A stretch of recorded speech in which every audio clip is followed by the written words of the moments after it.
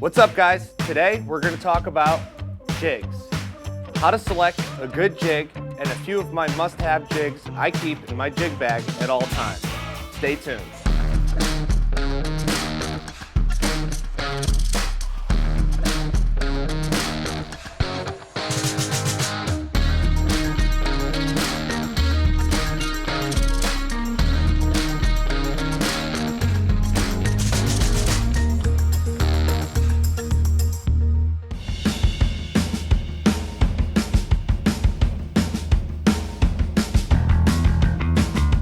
Now, when I say good jig, what I mean is selecting the jig that will pull off what you want it to do.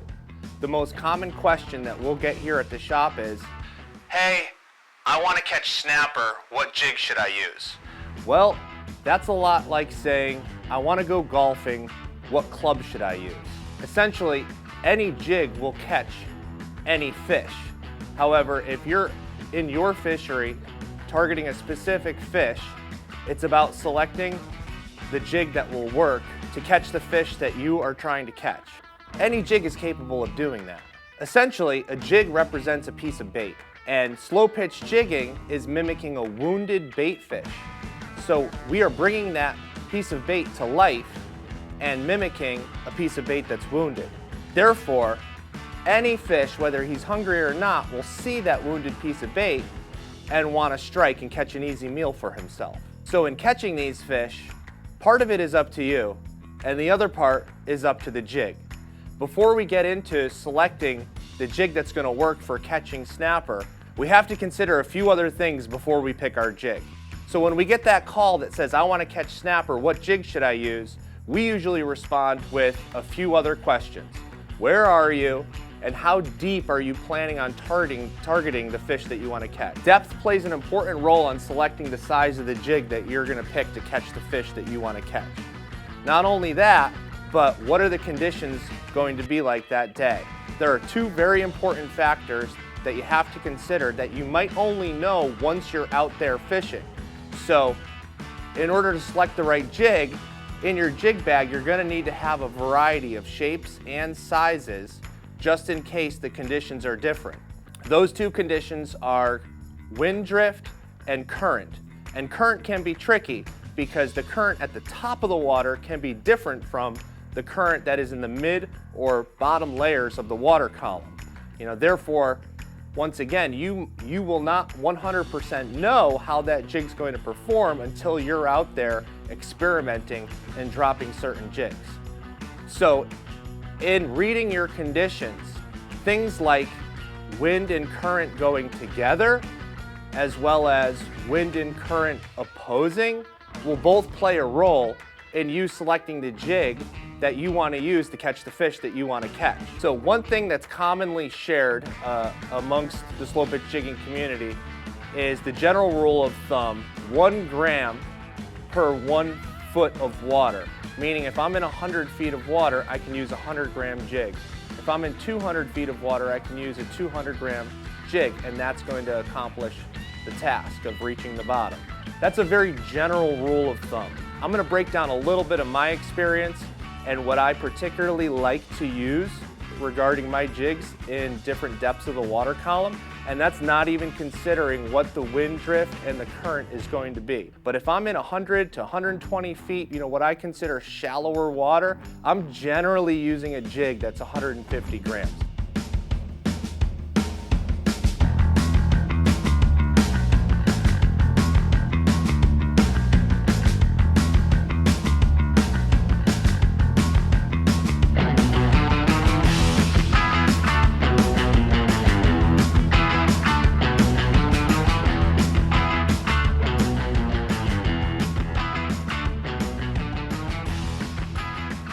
And for those of you that still measure the weight of lures in ounces, the easiest way is to divide it by 30. So 150 gram is about 5 ounces. When I'm in 100 to 120 feet of water, I will be using a 150 gram jig or a 5-ounce jig, generally speaking.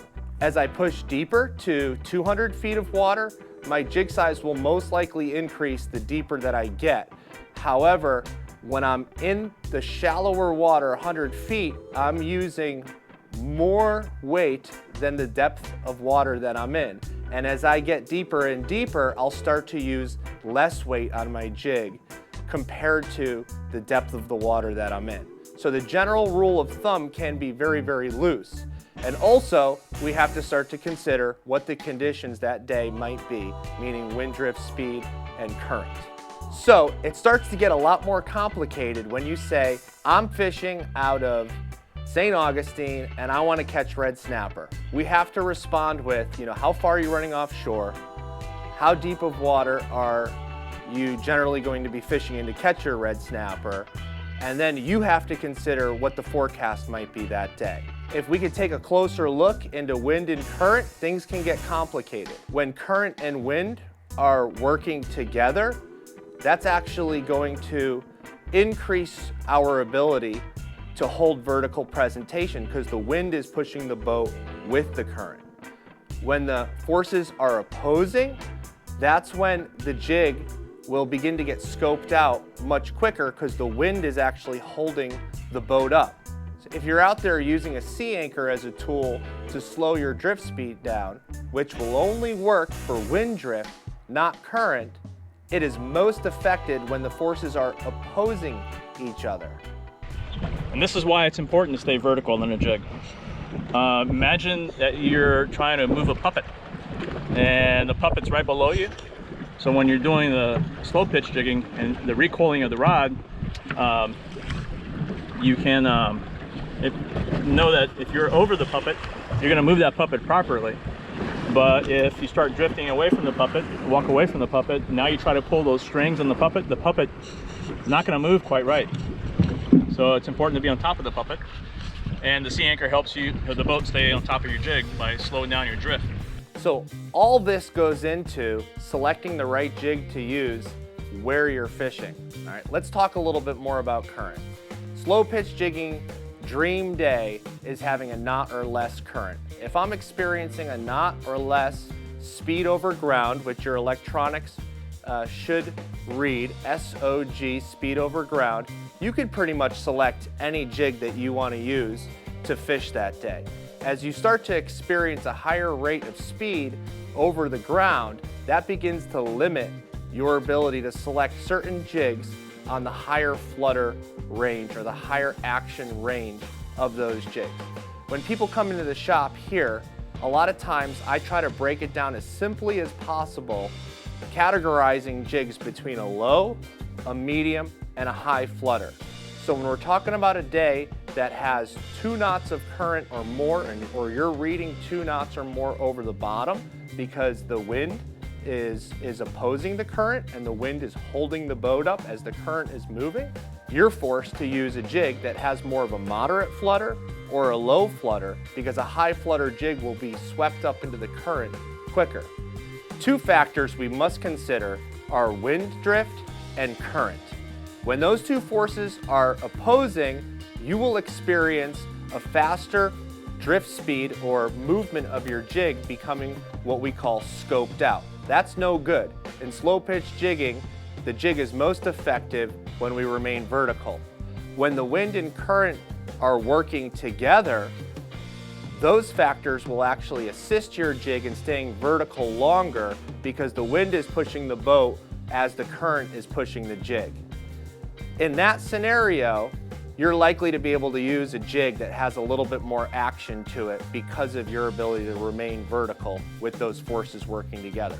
The opposite is true when those forces begin to oppose. And it might not be a north current and a north wind. It might be a northeast wind. It might be a northwest wind.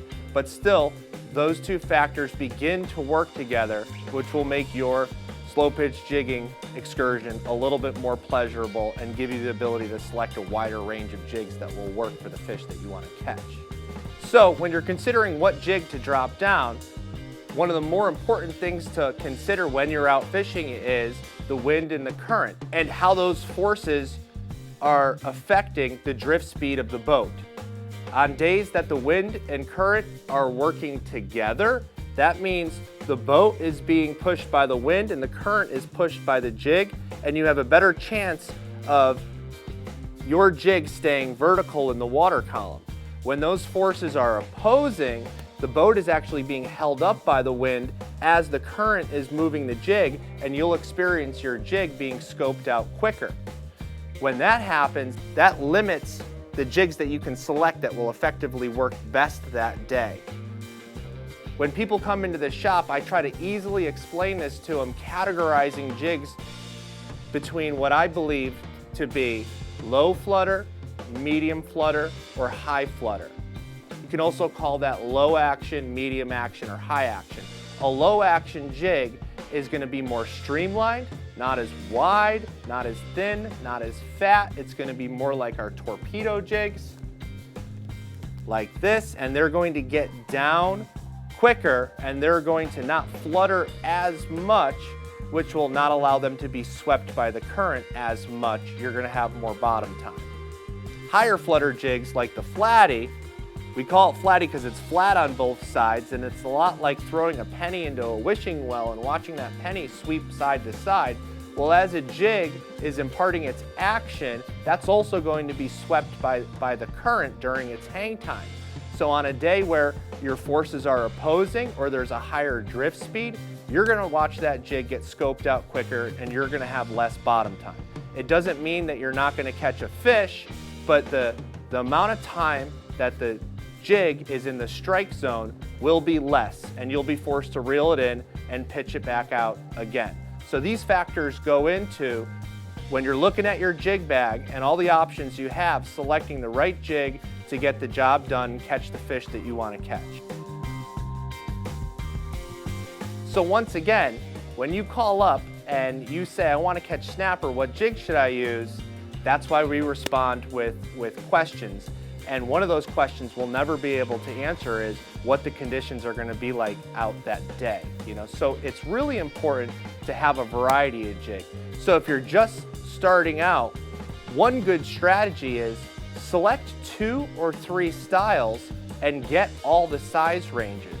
So when you go out fishing, you have a variety of size ranges in the same style, and you can begin to experiment for yourself how effective they are in the conditions that you're experiencing that day fishing. So let's go back to our golf analogy.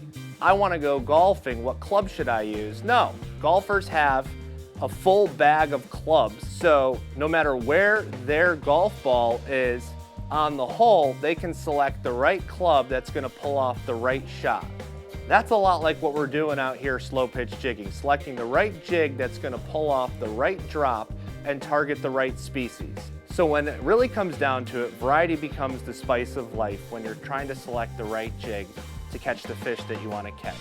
A lower flutter jig is like a torpedo jig. It's streamlined and it will get down quick, doesn't have a lot of flutter.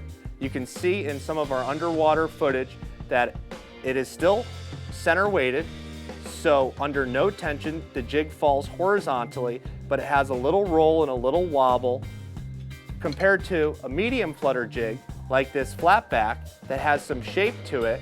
It has a little bit more flutter to it when the jig is under no tension. And lastly, a higher flutter jig, I have 2, like the supersonic jig, which has more shape to it, and the flatty, which has 2 flat sides to it, have a lot more action under the water.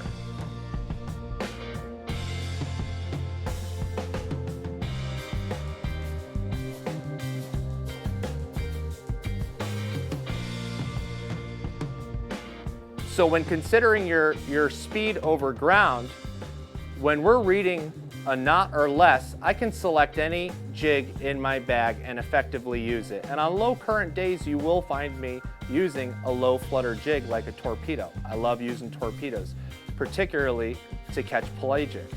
On days where you're reading a little bit more speed over ground, you're pushing 1.5 knots, you're approaching 2 knots. You're really restricted from reaching the bottom and effectively targeting bottom species with high flutter jigs. You have to select more of a moderate action jig as you approach 2 knots of current. When you're up over 2 knots of current, You're really restricted to only using low fluttering jigs if you want to reach the bottom and effectively be able to slow pitch jig on the bottom and through the remainder of the water column. So let's return to the original question of, I want to catch snapper, what jig should I use? Ideally, to catch snapper, you want to be tight to the bottom. Snapper and grouper, any bottom species, you want to be tight to the bottom. Your points of consideration are the depth of water that you're in and your drift conditions, being wind direction and speed, as well as current. And current's a tricky one because there could be sub-layers of current underneath what you're experiencing in the initial part of the water column. Ideally, I'm using a jig that has the most amount of action that I can get away with to be on the bottom and to be vertical while I'm slow pitch jigging, bringing this jig to life. So when you call, my best guess is going to be in 100 feet of water, you'll effectively be able to use a jig that's between 4 and 5 ounces, or 120 grams to 150 grams. As you start to push into deeper water, closer to 200 feet, you're now most likely in the range of 150 grams to 200 grams, and there's your gram per foot general rule of thumb right there. As you push past 200 feet of water, your jig will have to increase most likely to 200 grams to 250 grams. The good thing is, as you start to push beyond 300 feet to 400 feet, you're still probably only in the 250 to 300 gram range. And what we've experienced deep dropping up to 900 feet, we're only using about a 500 gram, maybe 600 grams at most. And what dictates the size of the jig is going to be our speed over bottom.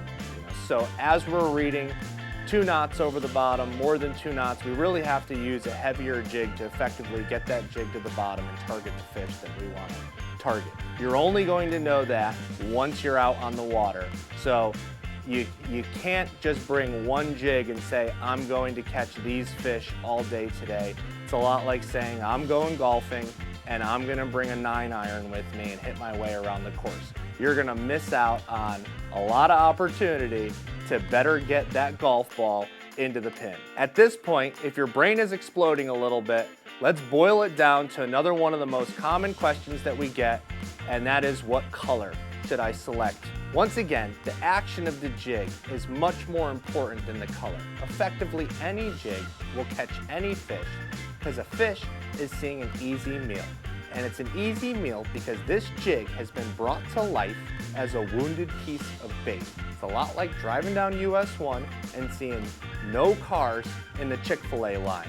And you scoop in there to go get a chicken sandwich and one of their delicious chocolate milkshakes. However, I do have some colors I favor when targeting certain fish. And first of all, silvers and pinks never seem to steer me wrong. My answer to the color question is you can't go wrong with a silver or a pink jig. Now, one more thing that I do look for in a jig is a high holographic foil. I like the ability of that jig to catch any sunlight and send off a reflection mimicking scales on a fish. A high holographic foil finish on a jig will do that. Silvers and pink jigs never seem to steer you wrong. I've caught grouper, I've caught snapper, and I've caught tuna and wahoo and sailfish on silver and pink jigs. When I'm effectively targeting grouper, I do seem to prefer a color profile that is gold, orange, or red. They seem to really respond to that. Whether or not they're seeing gold, orange, and red 200 feet down, which they're probably not, that's okay because the gold, orange, and red jigs seem to catch grouper. When it comes to catching tuna, we get a lot of black fins here off Pompano Beach. My favorite jig to use for tuna is a torpedo style mold. This is a watermelon color that has green, pink, and silver in it, in a variety of sizes and colors, because this is going to be the most used jig in windier or heavier current conditions. It seems to work very, very well for catching blackfin tuna. In my jig bag, most importantly, I have a variety of shapes and sizes, and second most importantly, I have a variety of colors to use. If I see the shape and size that will work for the conditions that I'm experiencing, I'll pick the shape and size over picking the color that I want to use, because action is going to be more important than color. A lot of these jigs will have a UV glow material in them as well. Personally, it is not mandatory for my jig that I'm using to have a UV glow material. I've caught queen snappers in 800 feet of water on 300-gram jigs that had zero UV glow material in them, and it worked. Generally, it's been the middle of the day, the sun has been high, and somehow those sun rays are able to make it down to depths where the holographic foil can pick up those rays and reflect them in a way that the fish sees it. Also, these fish live in those deeper depths. Their eyesight is adjusted to see what they need to see to be able to eat what they need to be able to eat. For me, a jig not having UV glow material in it is not a deal breaker. So if you were to open up my jig bag right now, 4 things that you're absolutely gonna find are supersonic jigs, which have a unique action in both 200 grams and 250 grams in a variety of colors, being pink, gold, and silver. This jig has a spoon-like shape on the bottom and produces a directional flutter. What this jig does is, when it's under tension, it drops straight down, and when it's not under tension, it kicks to its side, and this spoon will spoon water and shoot the jig in a certain direction, and then do it again and do it again. Rather than a side-to-side movement, it will go in the same direction, what we call a directional flutter. Very important jig to have in my bag because it's a moderate flutter jig, and that's generally a jig that I'm using or I can use the majority of the time. Another jig you'll find in my jig bag is the flat back. The flat back comes in a smaller size, being 130 grams. The next size up, the most commonly used size, is 190 grams, just shy of 200. And the third size, being 300 grams, a jig that I commonly use in deeper waters above 400 feet, is another moderate flutter jig. I will have this jig in all 3 colors that we offer, silver, pink, and gold, most definitely in 190 grams. And if I have enough room, 300 grams. And I'll have a few in the 130 gram size, because this jig will allow me to fish more conditions than a high flutter jig. Another jig you're absolutely gonna find in my jig bag is a flatty. We offer this in 160, 180, and 200 grams. It has a smaller range. Its performance really works in this size range. So if you're targeting grouper or snapper under 200 feet, you might be using the 160 or the 180 gram jig. If you're over 200 feet, you're using the 180 or the 200 gram jig. This is a high flutter jig. We offer it in 4 color patterns. I try to have a whole mess of these jigs in my jig bag, especially when I'm going out to Pulley Ridge on the Yankee Cap. The last jig that you're gonna find a lot of in my jig bag is a torpedo jig. We currently offer this jig in 3 color patterns, and we're just finishing production on several more color patterns. Stay tuned for that. We're super excited about it. And we have it in a greater size range than any other jig that we offer, from 150 grams all the way up to, ready for this, 1,000 grams. Generally, I'm using 200, 250 grams as we push deeper water, 300 grams. Commonly for golden tiles, I will use the 4, 5, and 6. Very rarely do I want to put on an 800 or 1,000 gram jig, but we do have that jig. So that rounds out 4 essential jigs that I have in my jig bag at all times in a variety of shapes and colors that will allow me to catch just about any fish in the ocean, because once again, any jig is really capable of catching any fish, but it's really going to be about how you bring your slow pitch jig to life in the fishery that you're in to be able to catch the fish that you really came out today to catch. If you're still totally confused, we do offer an adventure pack on our website under the slow pitch jigging section. The adventure pack comes with 12 jigs, a 12 jig bag, ball bearing swivels, split rings, and hooks. Just tell us where you're fishing and we'll select the jigs for you.